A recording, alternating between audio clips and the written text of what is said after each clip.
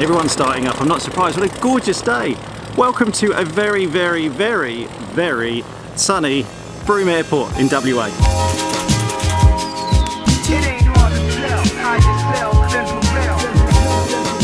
I've just given Kilo Juliet November a pre-flight, just gone over everything. We got fuel yesterday, so the tanks are full, but I've just tested the fuel this morning, make sure there's no moisture in the tanks or anything. But Kilo Juliet November's ready to go. I'm ready to go. Are you ready to go?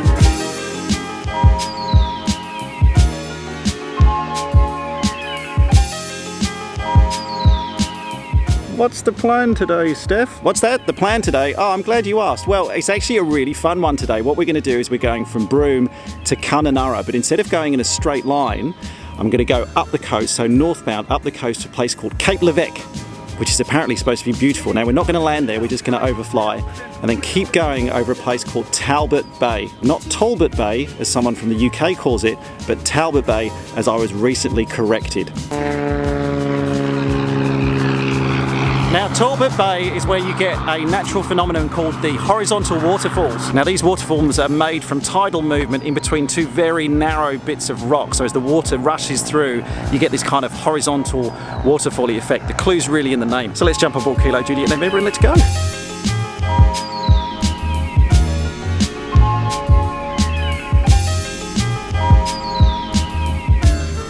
Kilo Juliet November is ready on runway 10. Kilo Juliet November, cleared for takeoff, make left turn. Clear for takeoff, left turn, Kilo Juliet November. Full power. Temperatures and pressures are good. Airspeed's increasing. 60 knots.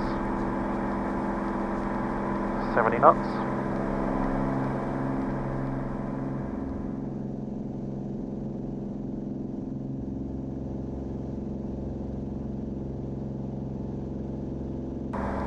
Tango Zulu Tango, cleared for takeoff. Caps available, fuel pump stays on, light goes off. Left turn. So let's go, indicated airspeed and out, GPS steering. All yours, Kilo Juliet November. Bye, Broome.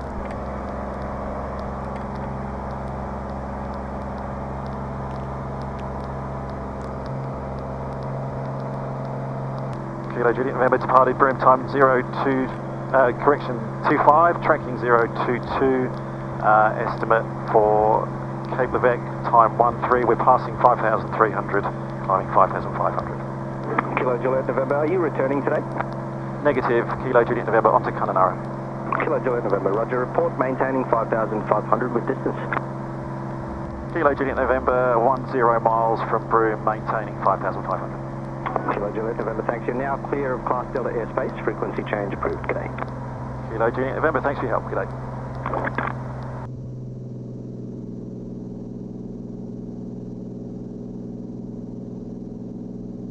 So that's Cape Levesque out to the left that we just saw, which we're just passing by now. And I'm just going to descend us now because I want to get down a little bit lower. There's a whole bunch of islands you can probably see up ahead now across the bay. This is the Buccaneer Archipelago, Catamaran Bay this is known as. This is stunning, look at the view, amazing. When I was planning this flight last night, there was part of me that thought, you know what, I might just go straight from Broome to Kununurra and cut this out. No way, man. Sometimes just, do you know what, I'll be totally honest with you, I thought, I might do that because it's shorter, less hassle, less work for me to do. And I thought, no, do you know what, challenge yourself. You've come all this way. You've got this pilot's license, for God's sake, just get out and challenge yourself and do a bit more. And now, seeing this, far out, I'm so glad we did.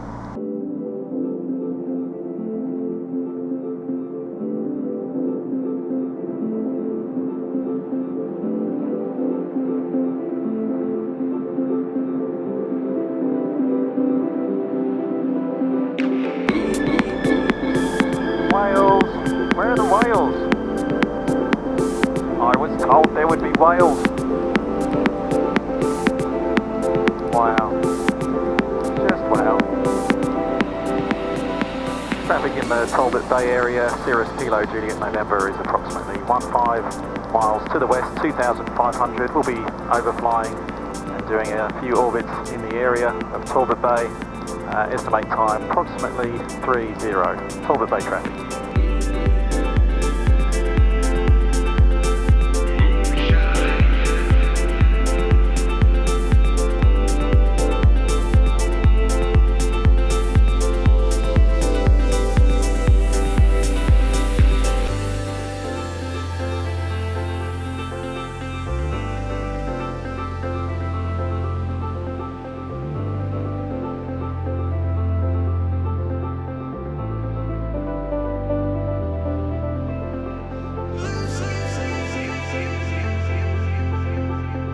not a lot of actually water coming through there at the moment, but you can get the idea. You can see how it works. The tidal flow basically pulls the water in between these two very narrow masses of land.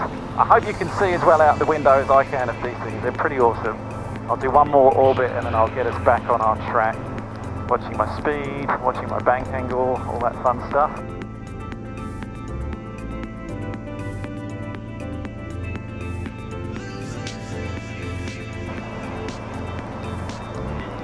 Very cool. Alright, onwards. Let's get some altitude. Altitude is our friend. Traffic in the Talbot Bay area, Kilo Juliet November has completed orbits around the horizontal falls. We are climbing, passing 2,500, climbing 7,500, tracking Kununurra. Traffic in the Talbot Bay area.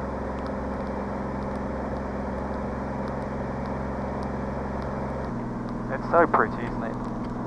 We're maintaining 9,500 feet now. I had 7,500 feet in the flight plan, which had us just kind of almost in and just a tiny bit below these clouds that you can see.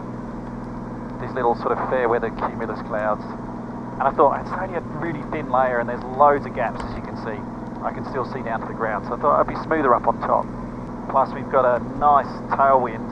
Literally as much of a tailwind as you can. It's 1 degree out of being directly in our tail, but it's 16 knots of a tailwind, so we've got a great ground speed of 175 knots at the moment, so we're trucking along nicely to Kununurra. Navigating with reference to the ground. I did have a question about that before. Yeah, on the VFR legs I do navigate with reference to the ground. I do have the GPS set up, and to be honest, why not use it? So the GPS is set direct to Kununurra. That gives us a track that the autopilot can follow. Why not use it? The technology is there, I may as well use it. But my primary means of navigating is I'm consistently going back to my map and I'm navigating by watch to map to ground. That's the way I was taught. It's actually a bit easier than I thought it would be because there are so few features when you get to, it's not just when you get to a river, it's when you get to the river. So when you get to the river, then you go, oh yeah, that's the river, I know where that is. And the funny thing is, before I got my instrument rating, I actually put a video up about this about 1.5 years ago. Before I got my instrument rating, I used to hate VFR on top. Now, I'm like, how did I ever fly without doing VFR on top? It's horrible and lumpy down there. It's nice and smooth and cool tailwinds up here. Surprisingly, I still have some of these left. Once again, I am not sponsored by Tom and Luke's Snackable Peanut and Cacao, but man, they're good. Oh yeah, boom, look at that ground speed. That's what I'm talking about. Now we're trucking along to Kununurra. Man, there's like only 40 minutes to go now. This lake has just shot past. I got our top of descent all planned out. I know when we're going to start descending from 9,500 feet down to the circuit. Just looked up the weather conditions, it looks really nice there, nice light winds, but yeah, almost there, almost ready to start our descent. Let's go to Kununurra. Kununurra traffic, Kilo Juliet November, turning base runway 30, Kununurra.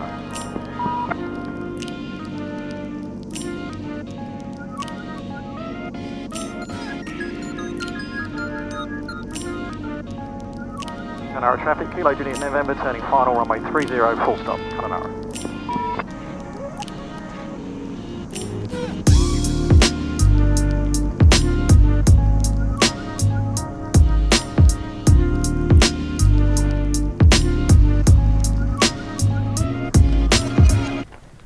Alright, we're down. Welcome to Kununurra again. We're down here in Western Australia. So, over there, Northern Territory, not too far. That way, Uluru. That's where we're going in a couple of days. But we're here now for at least 2 nights and having a bit of an explore around the outback. However, there's one thing, I need to show this to you. When I landed, have a look here. Not sure if you can see this properly.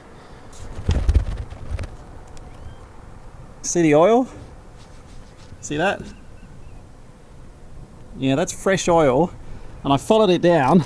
So if you follow it down the fuselage, it actually goes all the way underneath, right to the front of the aircraft there. Now, I'm no aircraft engineer, so the first thing I did is I've taken a few photos of this and just sent it back to the team in Moorabbin just to see what their thoughts are. I have seen aircraft with oil coming down after long flights. It is warmer today as well. We did top up the oil in Shark Bay, but haven't topped it up since then. So I have done a long flight from Shark Bay to Broome. So I would have thought maybe I would have seen this from Broome, but there was no oil on the bottom when I had a look this morning. Just noticed it after we've landed here at Kununurra. But the good thing is we are here for a couple of days. I'll chat to the guys from maintenance and see what their thoughts are on this. But I just thought it was interesting. It's not something I've seen on Kilo Juliet November before. I'm sure it's fine. I just fly these things. I don't maintain them. I'm not a licensed aircraft engineer, as you know, as you saw when I changed that propeller. I'm going to just make sure Kilo Juliet November is nice and secure. I put the tie downs on. I'm just getting my bags out now and then head into town and find out where we're staying. The age-old question, where am I staying? I honestly don't know.